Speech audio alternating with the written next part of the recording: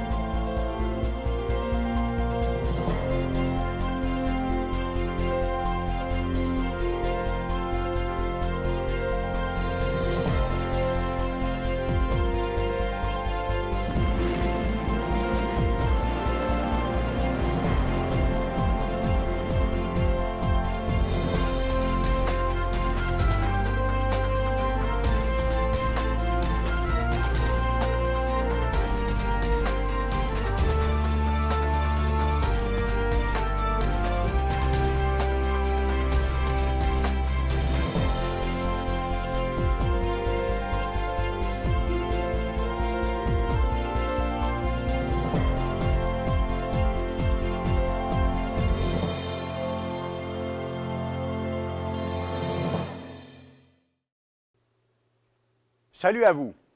Savez-vous ce qu'ont en commun Barack Obama, Adolf Hitler, Saddam Hussein, Yasser Arafat, l'ancien leader de l'OLP, et Bill Gates, le fondateur de Microsoft? Ils ont tous, à un moment ou à un autre, été soupçonnés d'être l'Antéchrist. Il y a des milliers d'années, la Bible avait prophétisé, avait annoncé l'apparition de ce personnage qui sèmera bientôt la mort, la destruction et des souffrances humaines sans précédent. Pourtant, bien peu de gens aujourd'hui disposent de la connaissance nécessaire pour le reconnaître. Au cours de l'émission, nous vous offrirons une brochure gratuite qui traite de ce sujet d'importance vitale. Pour l'instant, voyons les signes qui vous permettront d'identifier l'Antéchrist. Sachez que cet individu est réel. Selon les prophéties bibliques, il va bientôt agir avec puissance, induire les gens en erreur et les entraîner à sa suite. Usant d'arguments subtils et mensongers, il amènera la plupart des gens à accepter un faux christianisme, une contrefaçon démoniaque de la vérité. La majorité des êtres humains seront séduits. Croyant adhérer au véritable christianisme, ils opteront en fait pour un christianisme de contrefaçon. Ces événements se produiront bientôt, très bientôt, et alors votre vie même sera en jeu. Il ne s'agit pas d'une question sans importance. Loin de là. Imaginez, cet être disposera de tout l'arsenal des armes de guerre modernes et d'une puissance de destruction presque illimitée. Il sera sous l'influence directe de Satan le diable, cet être spirituel puissant à qui Dieu permet d'agir pour encore un peu de temps. Sous des dehors charismatiques de bonté, ce grand chef religieux n'aura aucun égard pour la vie de qui que ce soit, homme, femme ou enfant. La Bible dispose d'informations particulières et précises en ce qui concerne cet individu. Plusieurs prophéties bibliques le mentionnent et révèlent certains signes permettant de le reconnaître. Au cours de la présente émission, nous verrons 7 de ces signes en particulier. Si vous observez avec soin les événements qui se produisent sur la scène mondiale, si vous cherchez à reconnaître ces signes, vous pourrez découvrir qui est l'Antéchrist. Voici le premier signe. Il s'agit d'un dirigeant religieux. Il est à la tête d'une grande fausse Église. Selon la Bible, l'Antéchrist n'est ni un militaire ni un leader politique, mais bien un chef religieux. Il ne faut toutefois pas le confondre avec la bête de l'Apocalypse. laquelle est une puissance militaire, politique et économique qui dominera le monde au temps de la fin. Il est essentiel de bien établir cette distinction au point de départ. La bête décrite dans la première partie d'Apocalypse 13 est un système politico-militaire sans précédent, ayant à sa tête un dictateur mondial. Toutefois, ce système est en fait contrôlé et manipulé par l'Antéchrist et son imposante organisation religieuse appelée dans la Bible la Grande Prostituée. L'Antéchrist et la bête de l'Apocalypse sont donc tout à fait différents. Au chapitre 17 du livre d'Apocalypse, l'apôtre Jean nous fait part d'une vision qu'il a reçue de Jésus-Christ lui-même. Puis un des 7 anges qui tenaient les 7 coupes vint, et il m'adressa la parole en disant, « Viens, je te montrerai le jugement de la grande prostituée, qui est assise sur les grandes eaux. C'est avec elle que les rois de la terre se sont livrés à la débauche, et c'est du vin de sa débauche que les habitants de la terre se sont enivrés. Il me transporta en esprit dans un désert, et je vis une femme assise sur une bête écarlate, pleine de noms de blasphème, ayant 7 têtes et 10 cornes. Cette femme était vêtue de pourpre et d'écarlate, et parée d'or, de pierres précieuses et de perles. Elle tenait dans sa main une coupe d'or, remplie d'abominations et des impuretés de sa prostitution. Sur son front était écrit un nom, un mystère, Babylone la grande, la mère des prostituées et des abominations de la terre. Cette bête, ayant 7 têtes et 10 cornes, est appelée la bête de l'Apocalypse. Il s'agit d'une grande puissance à la fois militaire et économique, tellement impressionnante que l'ensemble de l'humanité la suivra, s'y soumettra, allant même jusqu'à l'adorer. Remplis d'admiration, la terre entière suivit la bête. Ils adorèrent la bête en disant « Qui est semblable à la bête et qui peut combattre contre elle? » Il lui fut donné de faire la guerre aux saints et de les vaincre. Il lui fut donné autorité sur toute tribu, tout peuple, toute langue et toute nation. Et tous les habitants de la terre l'adoreront, ceux dont le nom n'a pas été écrit dans le livre de vie de l'agneau qui a été immolé dès la fondation du monde. Dans la vision de l'apôtre Jean, il est aussi question d'une femme assise sur la bête. Et cette femme mène la bête. Cela veut dire qu'elle la contrôle et la dirige en influençant ses mouvements et ses déplacements. Il faut savoir que la Bible interprète elle-même ses propres symboles. Elle utilise souvent le terme « femme » pour représenter une église ou un système religieux. Par exemple, dans 2 Corinthiens 11, verset 2, l'apôtre Paul parle d'une vierge pure pour désigner la petite Église de Dieu, ceux qui s'efforcent de vivre selon les enseignements du Christ. « Je suis jaloux de vous d'une jalousie de Dieu, parce que je vous ai fiancé à un seul époux, pour vous présenter à Christ comme une vierge pure. » La véritable Église est décrite comme la fiancée de Jésus-Christ, comme une femme fidèle et engagée vis-à-vis son futur époux. Toutefois, comme nous l'avons vu dans Apocalypse 17, il est question d'une grande prostituée. Que représente cette femme prostituée? En fait, elle symbolise une Église corrompue par des influences païennes. Elle représente la fausse Église de l'Antéchrist, une prostituée spirituelle. Cette Église conclut des alliances adultères avec les rois et les dirigeants de ce monde, et les habitants de la terre sont spirituellement ivres de ces faux enseignements.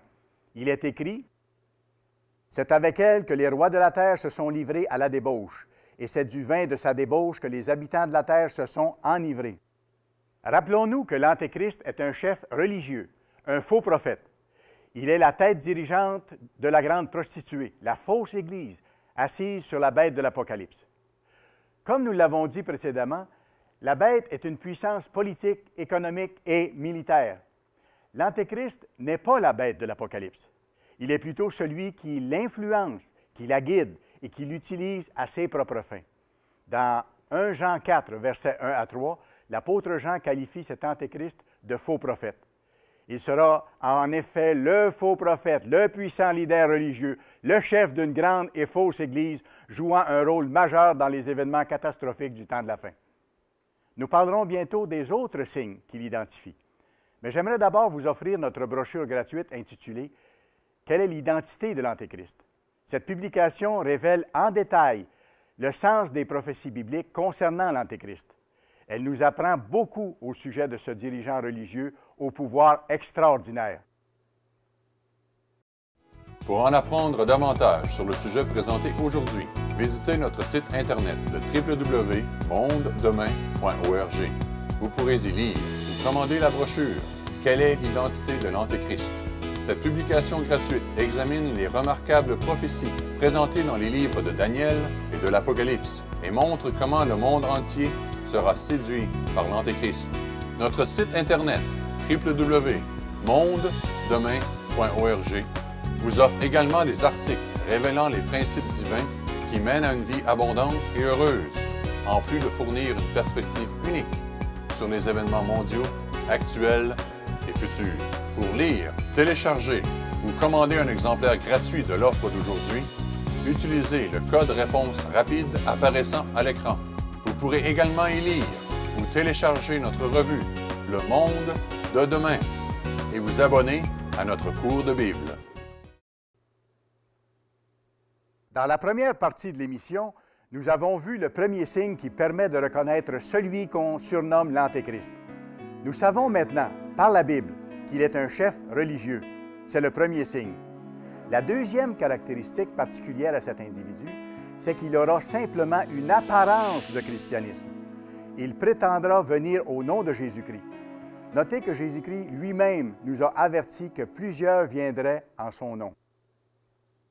Il s'assit sur la montagne des Oliviers, et les disciples vinrent en particulier lui poser cette question. « Dis-nous, quand cela arrivera-t-il, et quel sera le signe de ton avènement et de la fin du monde? » Jésus leur répondit, « Prenez garde que personne ne vous séduise, car plusieurs viendront sous mon nom, disant, « C'est moi qui suis le Christ. » Et ils séduiront beaucoup de gens. L'Antéchrist aura donc l'apparence du Christ, une apparence chrétienne, et il poussera la séduction jusqu'à son paroxysme. Apocalypse 13 donne des détails au sujet de l'Antéchrist en le décrivant comme une seconde bête. Nous lisons au verset 11, « Puis je vis monter de la terre une autre bête, qui avait 2 cornes semblables à celles d'un agneau, et qui parlait comme un dragon. » Rappelez-vous que la Bible interprète ses propres symboles. Dans les Écritures, l'agneau symbolise le Christ. C'est pourquoi Jean-Baptiste en a parlé en ces termes lorsqu'il l'a vu s'approcher. Le lendemain, Jean était encore là avec 2 de ses disciples, et ayant regardé Jésus qui passait, il dit « Voilà l'agneau de Dieu ». Par contre, dans le langage biblique, le dragon symbolise Satan le diable, comme on le voit entre autres dans Apocalypse 12, verset 9. Et il fut précipité, le grand dragon, le serpent ancien, appelé le diable et Satan, celui qui séduit toute la terre. Il fut précipité sur la terre et ses anges furent précipités avec lui. Comprenez-vous maintenant le verset que nous avons lu? La bête ayant 2 cornes semblables à celles d'un agneau, c'est l'Antéchrist. Cet individu a l'apparence du Christ, car il se présente comme un leader chrétien attentionné, plein de bonté et de compassion. Il prétend renoncer à ses propres intérêts pour le bien des autres et affirme même être le représentant de Jésus-Christ. Toutefois, les enseignements qu'il dispense, j'ose dire qu'il impose aux gens, ne sont pas les doctrines de la Bible. Il parle comme un dragon, car les enseignements qu'il donne proviennent du christianisme de contrefaçon élaboré par Satan. Le troisième signe qui caractérise l'Antéchrist est le suivant. Il opère de grands prodiges et de grands miracles pour étonner les gens, leur faire croire qu'il représente Dieu et les amener dans la mauvaise voie. Continuons à lire la description qui nous est donnée dans Apocalypse 13 au sujet de la bête à 2 cornes qui représente l'Antéchrist. Elle, cette deuxième bête, opérait de grands prodiges, jusqu'à faire descendre du feu du ciel sur la terre, à la vue des hommes, et elle séduisait les habitants de la terre par les prodiges qui lui étaient donnés d'opérer en présence de la bête, la première bête correspondant au système politico-militaire. Cet individu pourra donc faire descendre du feu du ciel, un peu comme l'avait fait le prophète Élie dans l'Ancien Testament. Toutefois, dans ce cas-ci, ces prodiges ne viendront pas de Dieu, mais plutôt des pouvoirs de Satan. L'apôtre Paul nous a lui aussi donné une description du faux prophète qui va bientôt paraître sur la scène mondiale. Voyons ce qu'il déclare. « Et alors paraîtra l'impie, que le Seigneur Jésus détruira par le souffle de sa bouche, et qu'il écrasera par l'éclat de son avènement. L'apparition de cet impie se fera par la puissance de Satan, avec toutes sortes de miracles, de signes et de prodiges mensongers, et avec toutes les séductions de l'iniquité pour ceux qui périssent parce qu'ils n'ont pas reçu l'amour de la vérité pour être sauvés. Sachez que cet être n'aura rien d'un petit guérisseur qui se donne en spectacle. La prestance et la présence de cet impie seront telles que même les sceptiques seront forcés d'admettre qu'ils assistent à des phénomènes spirituels stupéfiants. Les prodiges qu'il accomplira seront réellement des phénomènes spirituels extraordinaires, mais ils seront mensongers, car ils seront le fruit d'une puissance démoniaque. Ainsi donc, le fait qu'il accomplira de grands miracles constitue le troisième signe nous permettant d'identifier cet imposteur. Voyons maintenant le quatrième signe. L'Antéchrist niera que le Christ continue de venir dans la chair. Il est écrit, « Car plusieurs séducteurs sont entrés dans le monde et ne déclarent pas publiquement que Jésus-Christ est venu en chair. Celui qui est tel, c'est le séducteur et l'Antéchrist. » Plusieurs pensent que Jean parle ici seulement de ceux qui ne croient pas que Jésus est réellement venu vivre dans la chair humaine. Le reproche de l'apôtre Jean s'adresse bien sûr à ces gens-là, mais il y a beaucoup plus. Il parle aussi des séducteurs, comme l'Antéchrist, qui ne reconnaissent pas Jésus-Christ comme venant encore dans la chair. Le docteur Charles B. Williams, un traducteur du Nouveau Testament reconnu pour porter une attention méticuleuse aux détails en ce qui concerne la traduction des verbes grecs, confirme que ce verbe est employé au présent progressif ou continu et devrait par conséquent se lire comme suit. Jésus-Christ continue de venir dans la chair. Précisons davantage. La Bible indique que le Christ est venu en tant qu'homme afin de mourir pour nos péchés, qu'il est ressuscité, qu'il est retourné au ciel et qu'il se trouve présentement à la droite de son Père. Néanmoins, Jésus vit et agit actuellement dans ceux qui lui obéissent et qui ont reçu son Saint-Esprit, sa puissance.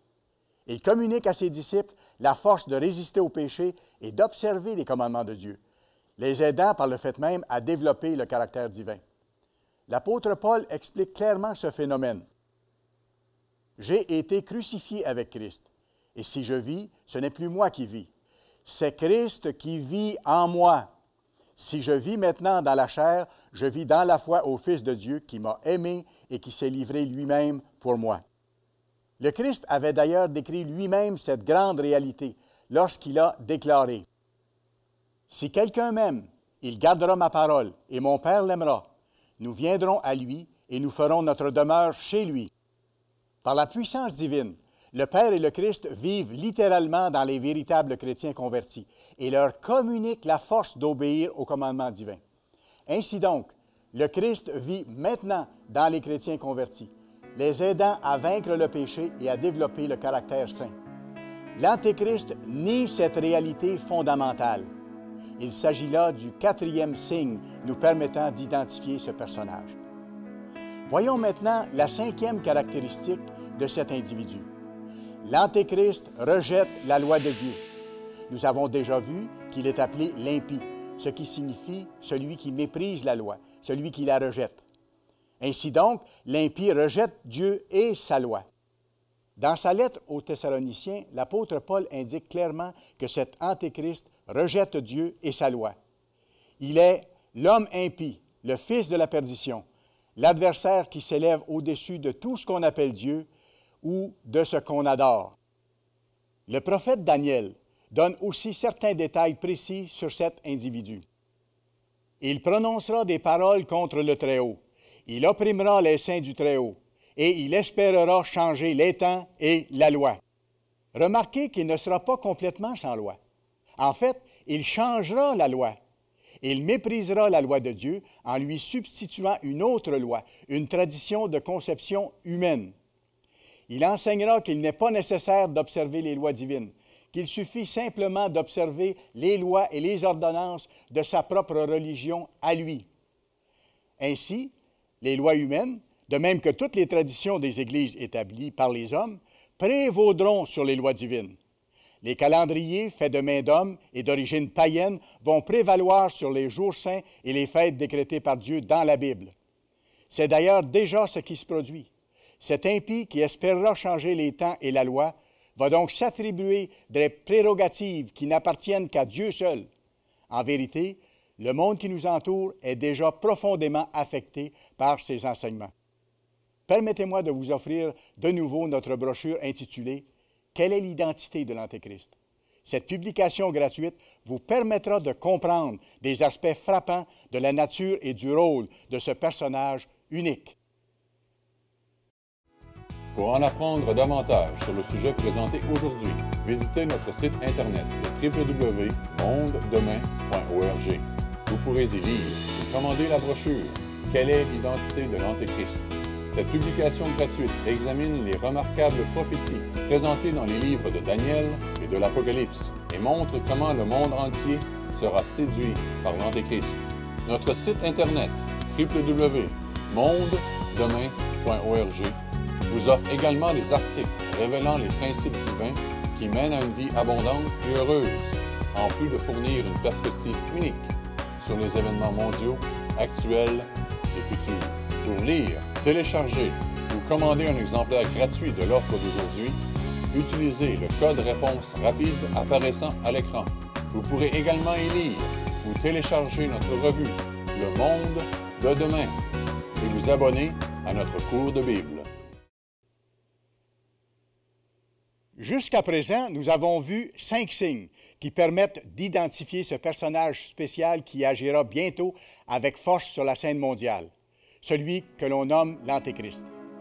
Voyons maintenant quel est le 6e signe. L'Antéchrist persécutera les véritables chrétiens. La Bible le mentionne clairement dans le livre de Daniel. Il opprimera les saints du Très-Haut, et les saints seront livrés entre ses mains pendant un temps, des temps et la moitié d'un temps, ce qui équivaut à une période de 3 années et demie. Voyons aussi le message que Jésus adresse à ses vrais serviteurs dans Jean 16.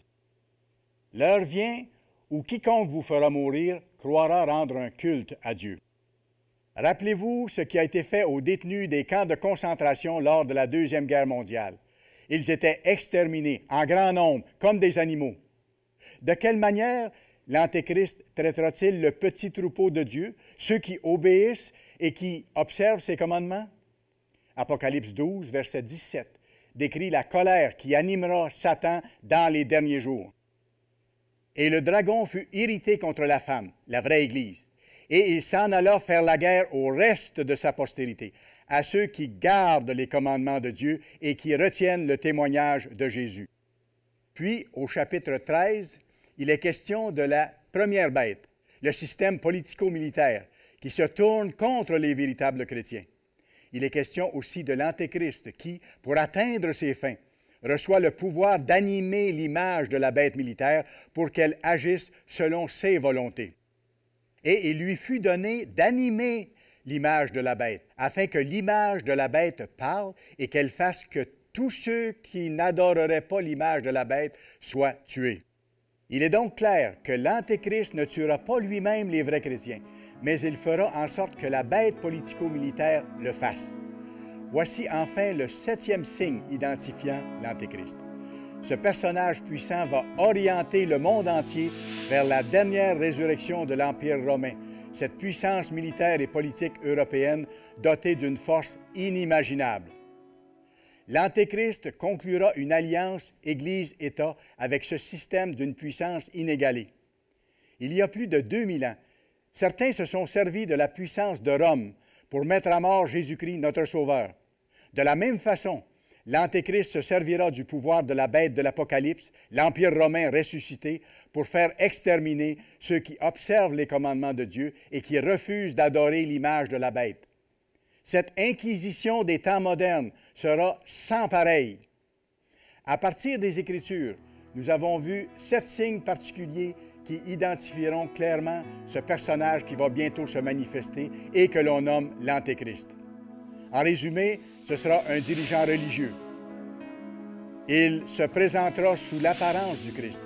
Il revêtira d'abord les traits d'un pacificateur pour gagner la confiance des gens. Il accomplira des prodiges et des miracles, laissant croire que ce pouvoir lui vient de Dieu. Il trompera les gens en niant le fait que le Christ vit maintenant dans les véritables chrétiens pour les aider à vaincre le péché et à croître dans le caractère saint. Il sera l'impie, celui qui méprise la loi de Dieu, en déclarant que les commandements et les fêtes de Dieu ont été remplacés par les traditions et les fêtes de son Église qui, je vous le rappelle, sont d'origine païenne. L'Antéchrist persécutera les véritables chrétiens qui n'acceptent aucun compromis en ce qui concerne les lois divines et les enseignements de Jésus-Christ. Enfin, il soutiendra la dernière résurrection de l'Empire romain en lui permettant d'utiliser son faux christianisme pour unifier le monde. Il y aura encore beaucoup à dire à ce sujet. Je vous encourage d'ailleurs à examiner de plus près ces questions vitales qui vont marquer l'actualité de plus en plus. C'est pourquoi je vous invite à demander notre brochure intitulée « Quelle est l'identité de l'Antéchrist ?» L'apôtre Jean nous indique dans ses écrits que la religion de l'Antéchrist était déjà à l'œuvre au premier siècle de notre ère. Et Paul l'a confirmé en disant « Le mystère de l'iniquité agit déjà ». Le même scénario se poursuit aujourd'hui, mais à plus grande échelle. Ce qui est annoncé clairement dans la Bible va se réaliser. Il faut prendre la chose au sérieux. L'Antéchrist est actuellement vivant et le faux christianisme qu'il imposera bientôt est déjà bien implanté dans le monde d'aujourd'hui.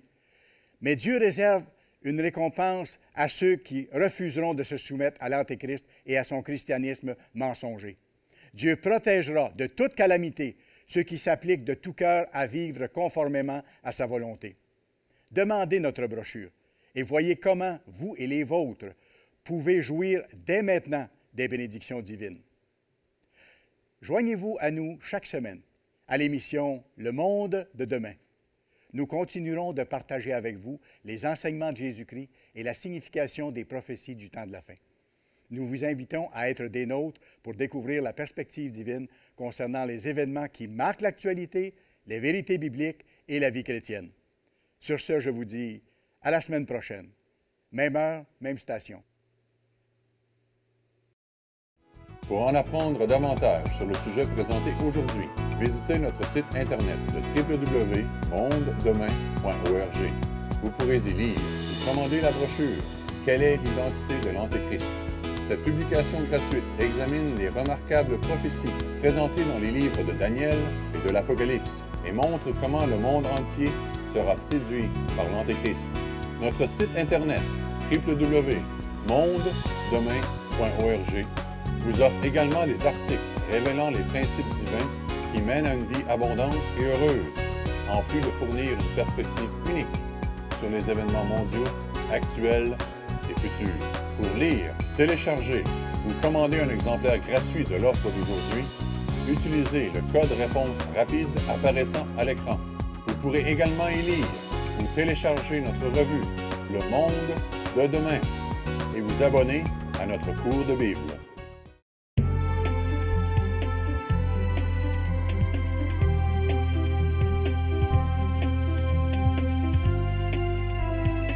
Cette émission est produite par l'Église du Dieu vivant.